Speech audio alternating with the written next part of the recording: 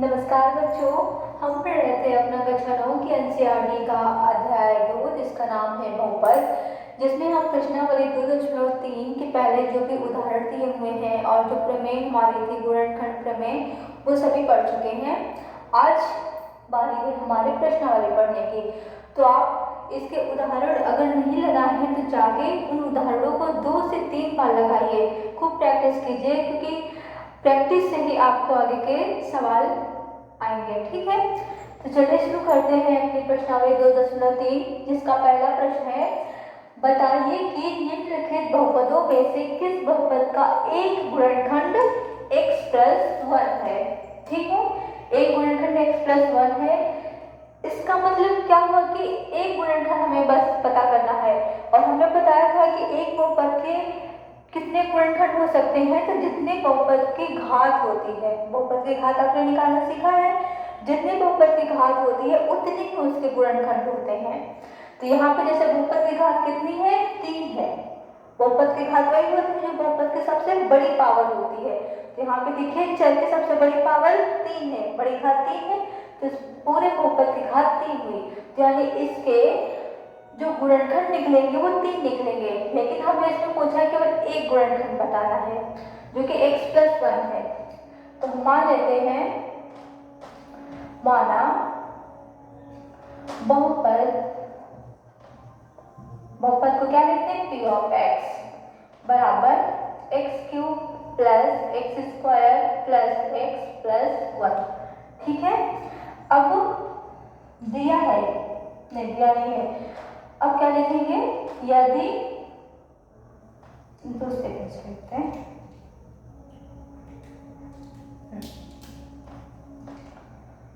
यदि x³ plus x² plus x+1 का गुणनखंड एक गुणनखंड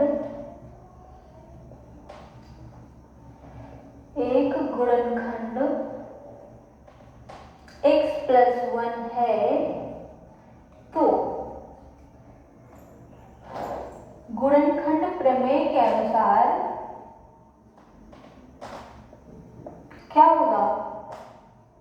प्रमेय में हम लोगों ने पढ़ा था, अगर ये जो दिया हुआ x+1 अगर इस बहुपद का गुणनखंड होता है, तो अगर इस बहुपद में x यहाँ पे जो हमारा एक नंबर होगा, जैसे x+1 है तो इसका शून्य निकालेंगे, इसको 0 के बराबर रखेंगे, x बराबर क्या आ जाएगा, -1। तो यहाँ पे जो हमारा बहुपद है p ऑफ x, वहां पे अगर हम x की जगह पे -1 रखें तो इस बहुपद का जो मान है वो कितना आना चाहिए, 0 आना चाहिए। तो गुणनखंड प्रमेय के अनुसार p ऑफ -1 बराबर क्या हो जाएगा, 0 हो जाएगा।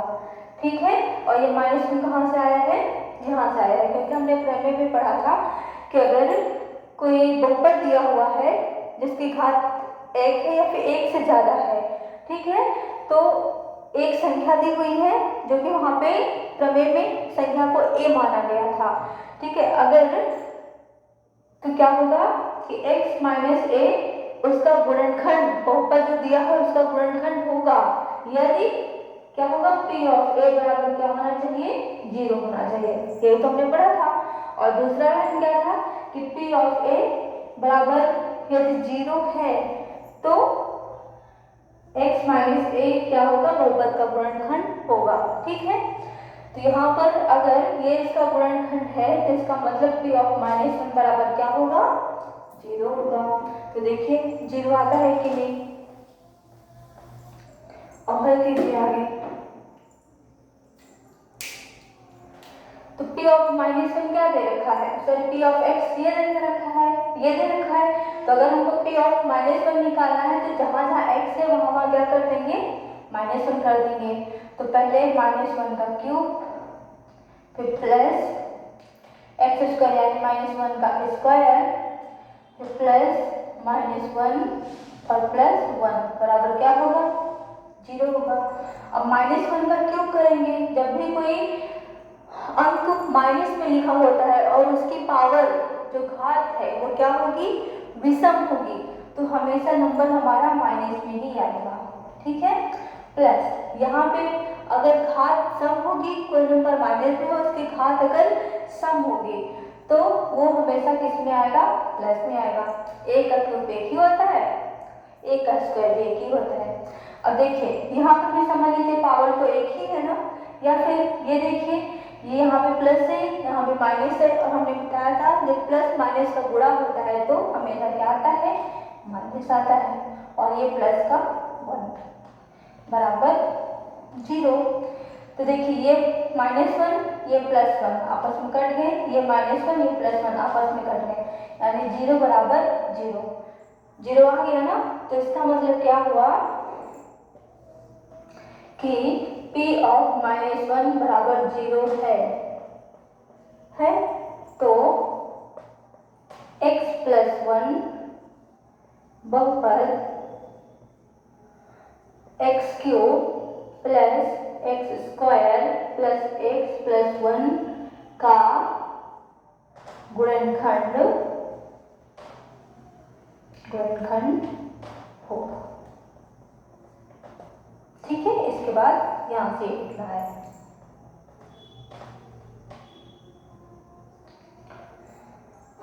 ठीक है। नोट कर लीजिए कि दूसरा देखते हैं। चलिए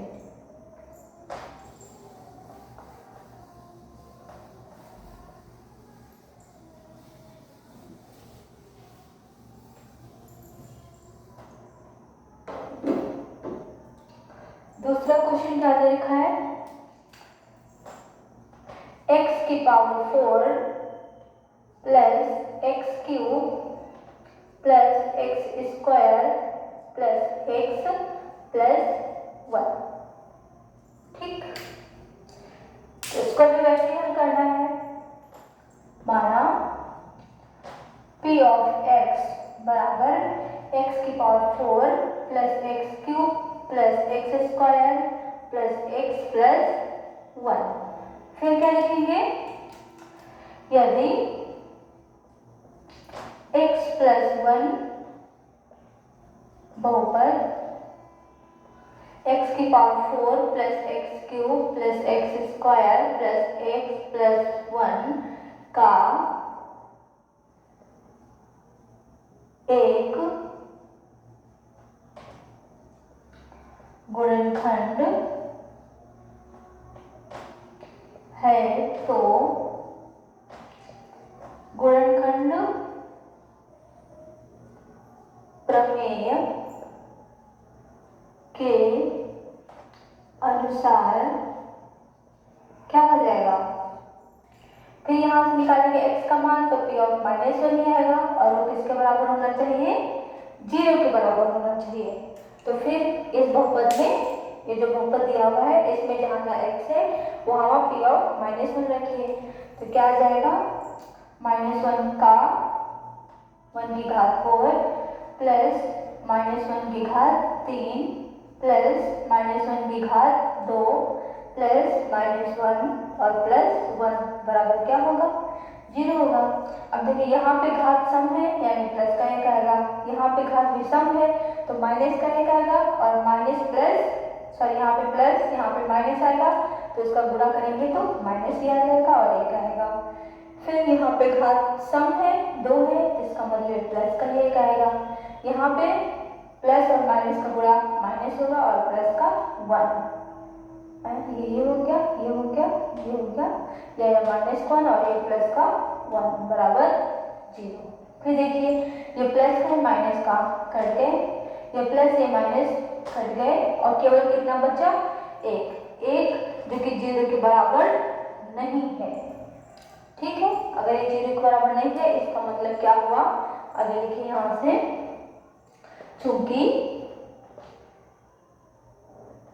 P of -1 not equal to 0, 0 के बराबर नहीं है, तो x + 1 बहुपद x⁴ + x³ + x² + x + 1 का गुणनखंड होगा।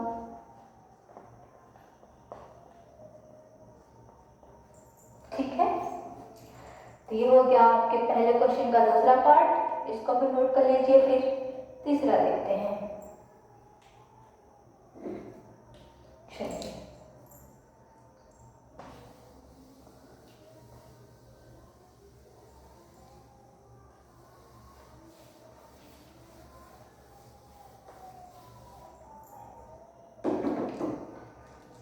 तीसरा क्वेश्चन क्या है,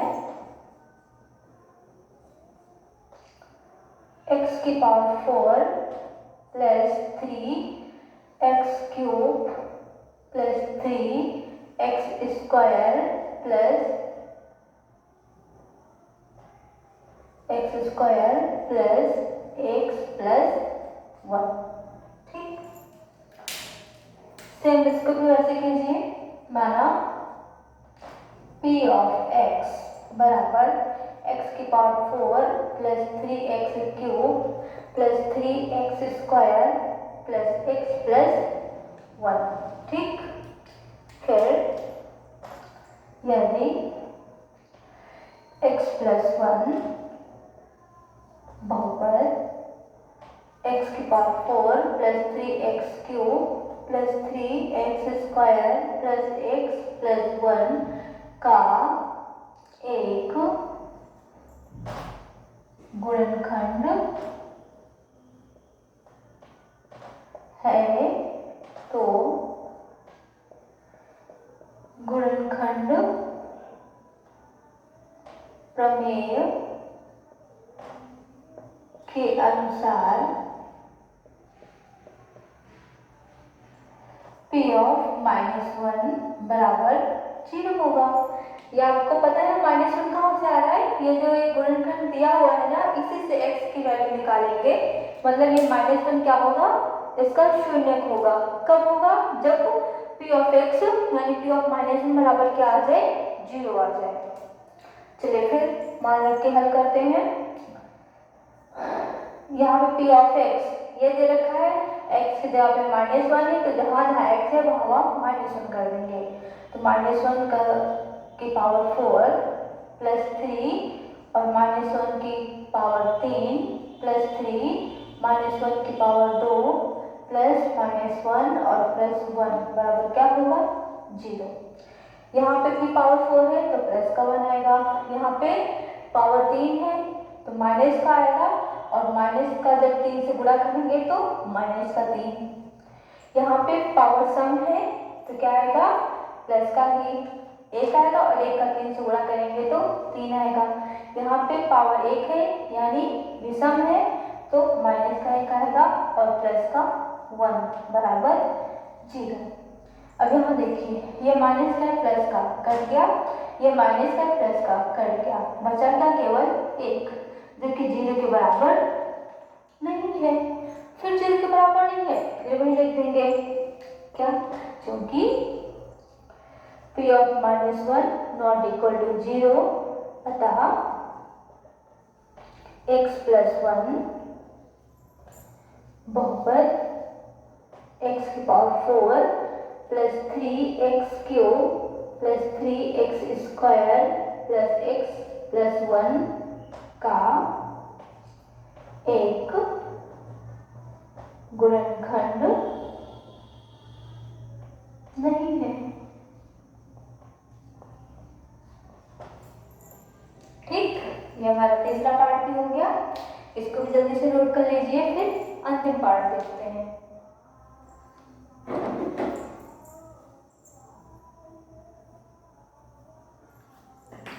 चलिए मिटाते हैं।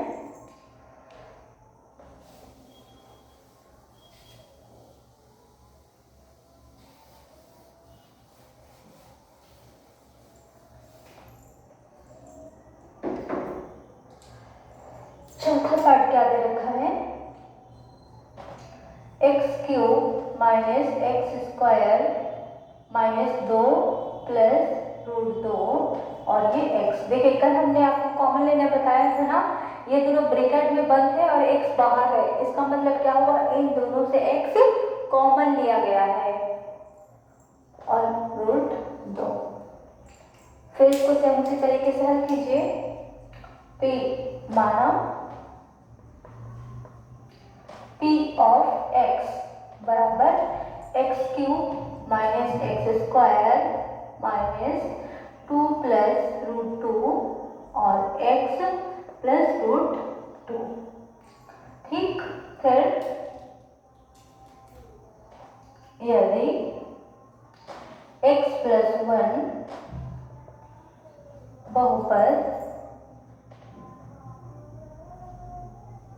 x³ minus x square minus 2 plus √2 x plus √2 का एक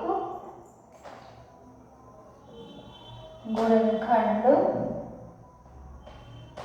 है तो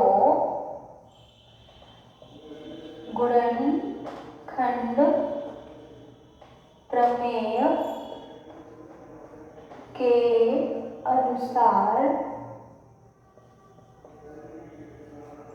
p ऑफ -1 बराबर 0 होना चाहिए।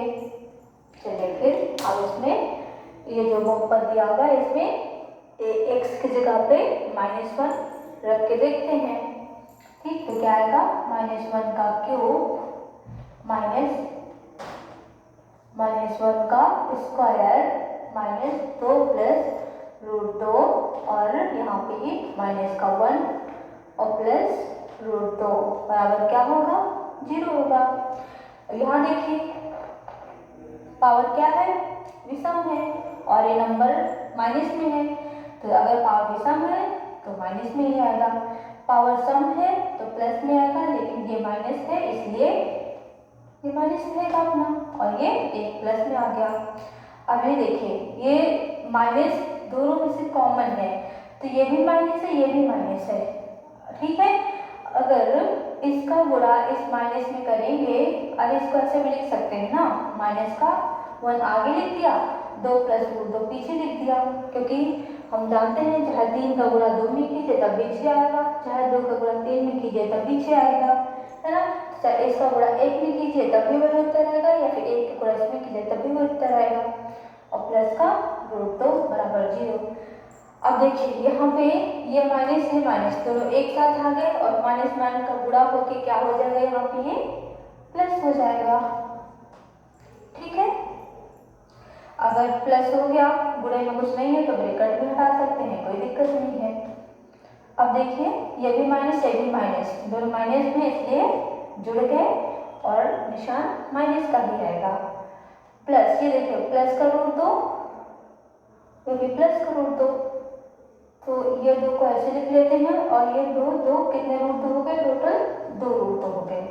देखिए इनको जोड़े तो -2 आया, ये वाला 2 ऐसे लिखा हुआ है और ये दो टोटल कितने √2 हैं, 2 √2 हैं, इसलिए हमने 2 √2 लिख लिया बराबर 0।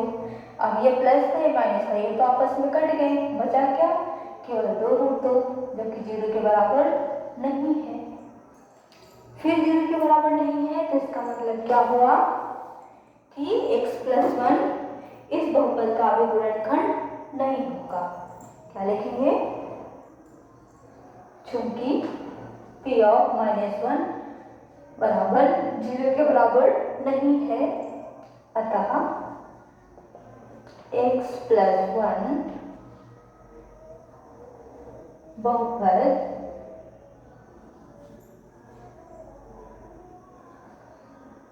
क्या बहुपद x यहाँ लिखते नीचे x³ minus x square minus 2 plus √2 x plus √2 का एक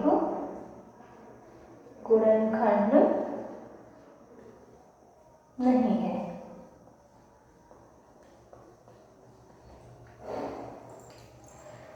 तो ये हमारा पहला क्वेश्चन कंप्लीट हुआ। देखिए आप लोग इसको उतारिए और फिर अपने मन से भी लगाने का कोशिश कीजिए। ठीक है, अब इसके बाद हम देखते हैं अपना दूसरा प्रश्न।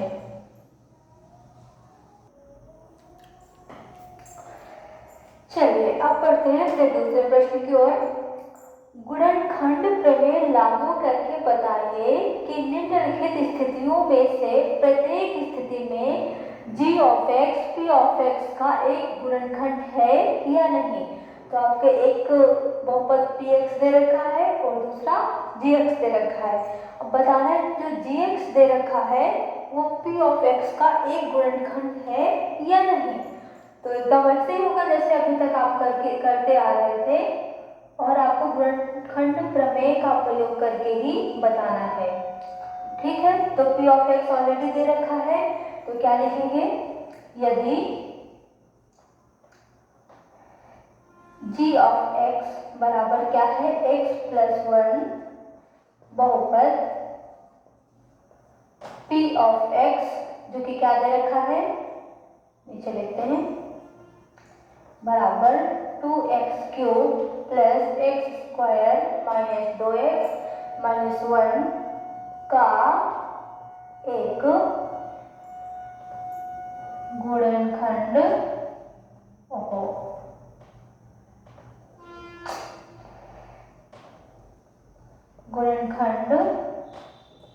है। तो गुणनखंड प्रमेय के अनुसार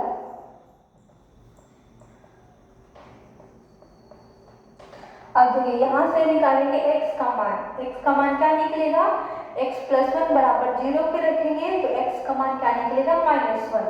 तो यहाँ पे क्या लिखेंगे, p ऑफ -1 बराबर क्या होना चाहिए, 0 होना चाहिए।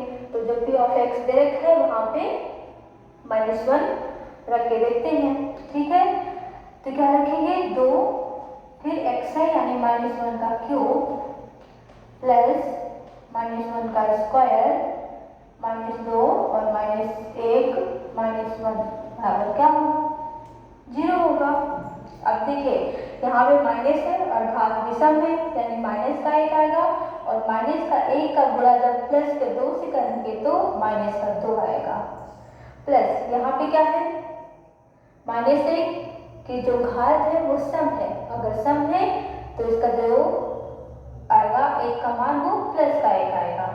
ठीक है, अब ये माइनस का 1 है और ये माइनस का 2 है तो माइनस माइनस का गुणा करेंगे तो क्या हो जाएगा, प्लस हो जाएगा।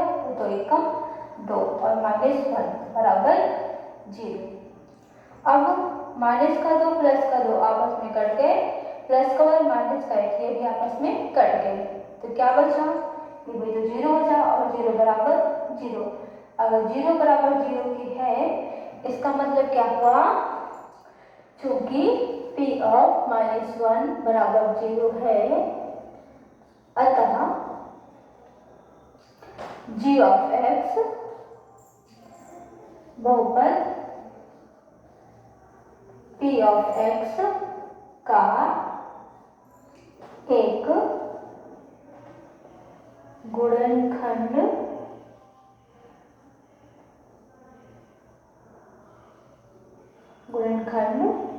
होगा। ठीक, तो यानी पहला वाला जो सवाल दिया हुआ है उसमें जो g ऑफ x है वो p ऑफ x का गुणनखंड है, क्योंकि जब हमने यहाँ से x का मान निकाला जो कि -1 आया और इसमें रखा तो ये हमारा 0 के बराबर आ गया। इसका मतलब क्या हुआ कि g of x p of x का गुणनखंड है। इसी तरीके अब दूसरे सवाल का दूसरा पार्ट देखते हैं, इसको नोट कर लीजिए।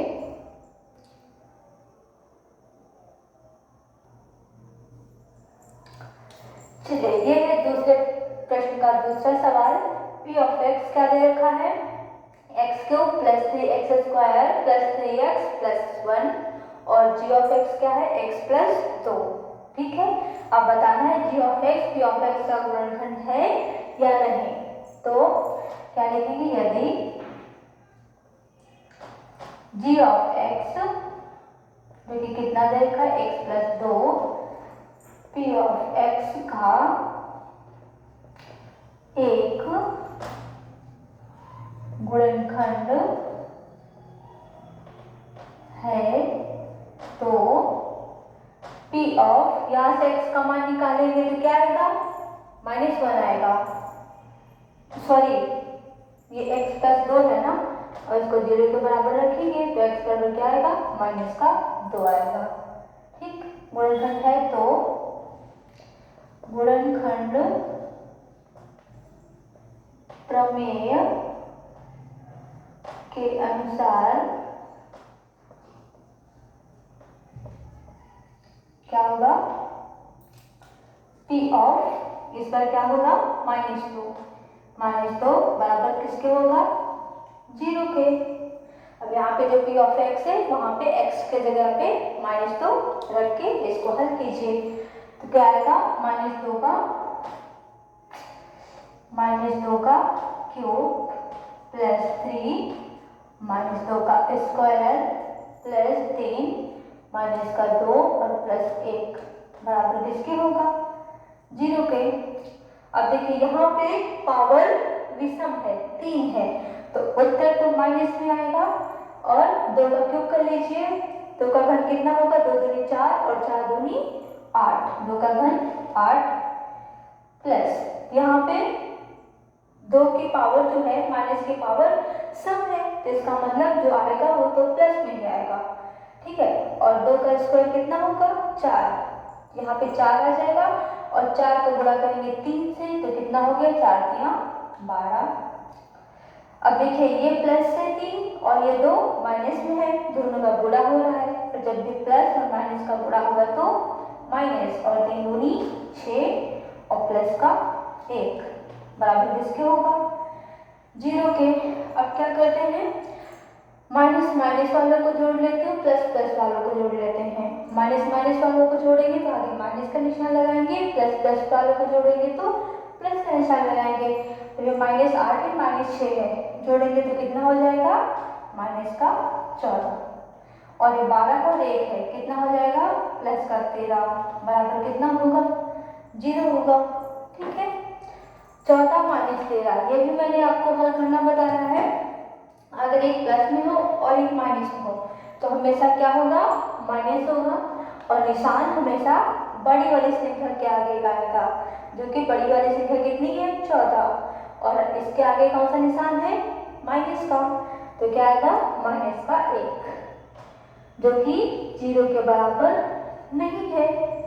यदि 0 के बराबर नहीं हो तो इसका मतलब क्या हुआ, क्योंकि P of -2 not equal to 0, अतः G of x P of x का एक गुणनखंड नहीं है। ठीक है, अगर दोनों 0 आ जाते तो इसका मतलब वो गुणनखंड होता। तो चलिए दूसरा हो गया, अब तीसरा प्रश्न देखते हैं।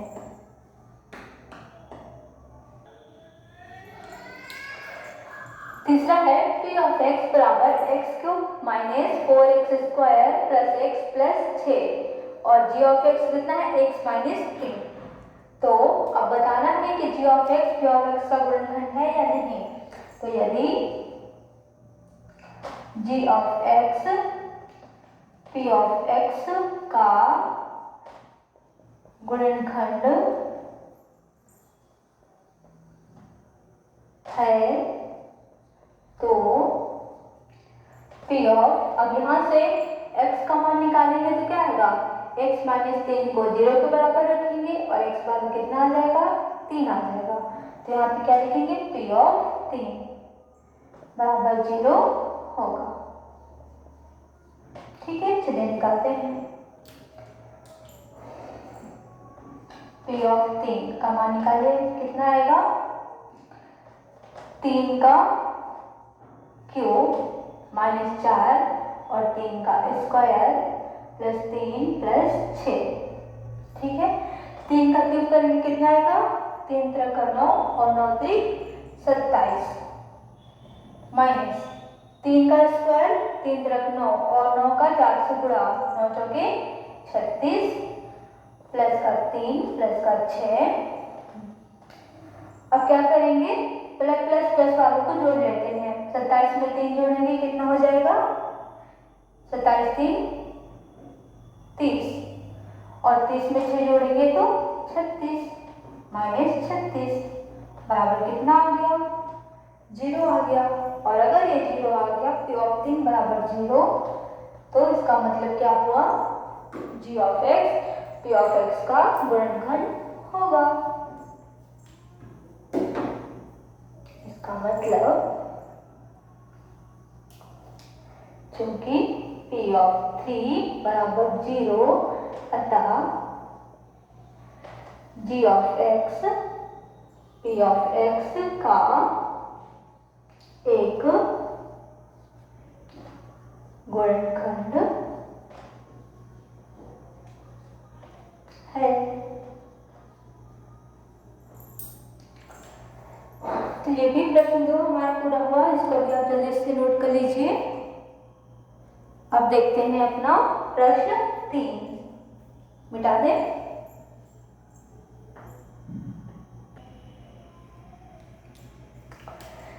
चलिए अब देखिए प्रश्न 3 क्या कह रहा है, k का मान ज्ञात कीजिए जबकि निम्नलिखित स्थितियों में से प्रत्येक स्थिति में x माइनस 1, जो x माइनस 1 दिया हुआ है वो p ऑफ x का एक गुणनखंड है। अब यहाँ पे बता रखा है कि p ऑफ x माइनस 1 जो है वो p ऑफ x का गुणनखंड है। तो अब क्या करेंगे, हल कीजिए इसको, हमें k का मान ज्ञात करना है। यदि x minus 1 p of x का गुणनखंड है तो गुणनखंड प्रमेय के अनुसार क्या होना चाहिए, x माइनस 1, यहाँ पे अगर आप x का मान निकालेंगे तो क्या आएगा, प्लस का मान आएगा। कैसे, x माइनस 1 को 0 के बराबर रखेंगे तो x बराबर क्या आएगा, 1 आएगा, है ना। तो प्रमेय के अनुसार p ऑफ 1 बराबर किसके होगा, 0 के होगा। अब p ऑफ x बराबर ये जो लिखा है और p ऑफ 1 हमें निकालना है, तो जहां जहां x है वहां 1 कर दीजिए, तो क्या होगा, 1 का स्क्वायर प्लस 1 और प्लस k बराबर क्या होगा, 0 होगा। 1 का स्क्वायर करेंगे तो 1 ही आएगा, और ये वाला 1 और प्लस k बराबर 0। 1 और 1 जोड़ेंगे तो 2 प्लस k बराबर 0। अब क्या करेंगे, k का मान निकालना है, तो k के साथ 2 इधर प्लस में है, बराबर के दूसरी साइड में जाएगा तो माइनस का हो जाएगा, और क्या आ जाएगा, k बराबर माइनस का 2। ये तो हमें निकालना था, ठीक है, k का मान क्या होगा, माइनस का 2। चलिए दूसरा देखते हैं।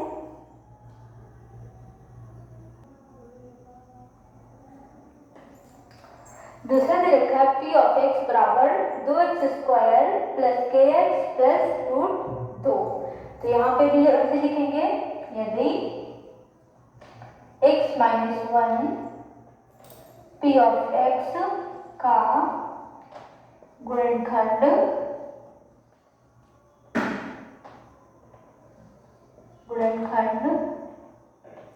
है तो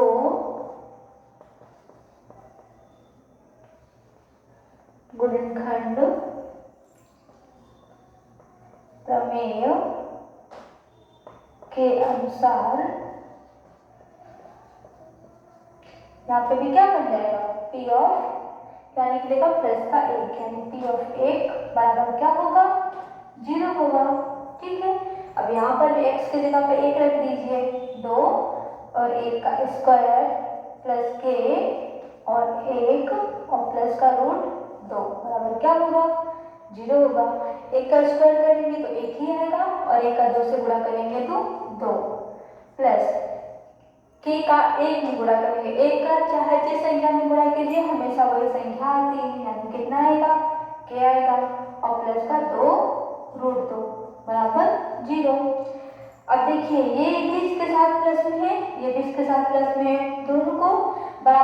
दूसरी साइड भेजिए तो क्या हो जाएगा, दोनों ही माइनस में हो जाएंगे। ये आएगा √2 माइनस का √2 और ये भी आएगा माइनस का के बराबर माइनस का √2 और ये भी आएगा तो ये भी माइनस में आएगा।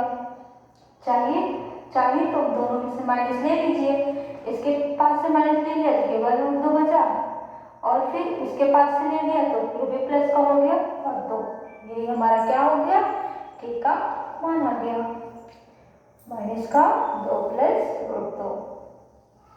ठीक है, और माइनस दोनों में से बाहर है। तो ये रहा तीसरे का दूसरा पार्ट। अब देखते हैं अपना तीसरे प्रश्न का तीसरा पार्ट।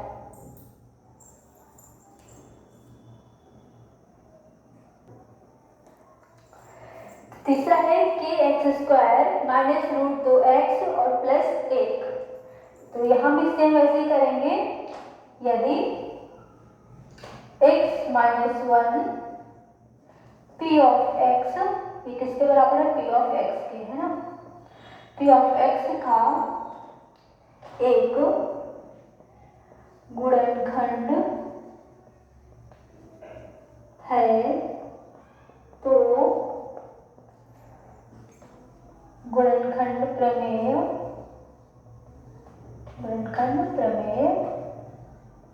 के अनुसार क्या होना चाहिए, p ऑफ 1 बराबर क्या होना चाहिए, 0 होना चाहिए। अब यहाँ पे जो p ऑफ x दे रखा है इसमें भी जहाँ जहाँ पे x है वहाँ पे क्या लिख देंगे, 1 लिख देंगे। तो क्या आ जाएगा, k और 1 का स्क्वायर माइनस √2 और 1 और प्लस का 1 बराबर किसके होगा, 0 के। 1 का स्क्वायर करेंगे तो 1 ही आएगा और 1 का k में गुणा करेंगे तो k आएगा माइनस, फिर 1 का √2 में गुणा करेंगे तो √2 ही आएगा और प्लस का 1 बराबर 0। फिर देखिए यहाँ पे केवल k बचाना है, बाकी दोनों नंबर को 0 के दूसरी साइड पे भेजना है। तो यहाँ पे जो √2 है वो माइनस में है तो इस साइड में आएगा तो कैसा हो जाएगा, प्लस का हो जाएगा। और यहाँ पे देखिए +1 बराबर के इस साइड में प्लस का है, दूसरी साइड जाएगा तो माइनस का हो जाएगा। यहाँ क्या बचेगा, केवल k बराबर √2 माइनस 1। ये हमारा k का मान आ गया, ये निकालना था। अब बचा है हमारा तीसरा का अंतिम पार्ट, जिसको आप लोग खुद करके देखेंगे और अगर नहीं आता है उसके बाद इस वीडियो में देखेंगे कि कैसे करना है। ठीक है, तो चलिए देखते हैं तीसरे का चौथा।